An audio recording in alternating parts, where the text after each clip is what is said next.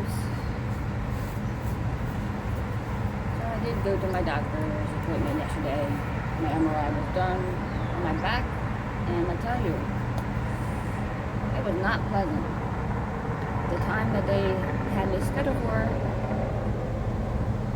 apparently was not a good time for them. The individual that was running the machine took a lunch break, and I had to have a different doctor running the machine to start. She said that the switch over, she said, I'll be talking to you first, and then I'll switch over to a man. It's like, okay. So I was prepared for that. And it switched over, and he was the worst at his job. He has no bedside manners, you cannot like your job or what you're doing or who you're working with. That's fine. But you can't let it show. It's like, don't call me a liar when something happens. That's happened so many times in the doctor's offices that I stopped going. That's the reason why it took me 20 years to go back and do any more with anything, is because the doctors from the 90s have no bedside manner. They do not know how to talk to people, and when they hurt somebody, they don't believe that it's painful. They're like, that shouldn't hurt. That should not be the way it is. Well, you're wrong.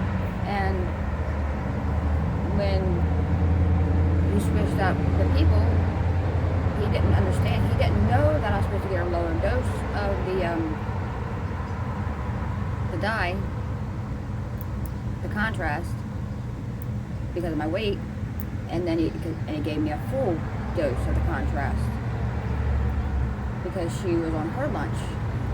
She didn't realize I was being able to sit still for as long as I did, calmly waiting for it to be over. And when he gave it to me, when I say it felt like I stuck my hand into a fire, literally into a fire. That's what it felt like. My whole hand felt like it was on and burst into flames when he shot me up with that stuff. I was like, it hurts, and I screamed out as loud as I could because it really, really hurt. Because it literally felt like something was really wrong. I just got the feeling back on the right side of my body, because that's what it can do if it's the wrong dose. If I didn't get it back, the feeling back by this morning, I was going to call them up and figure out what we could do to flush it out, because that's what it is. It's too high of a dose because of the chemicals that are in it. It can cause permanent damage. So I did what I thought I was supposed to.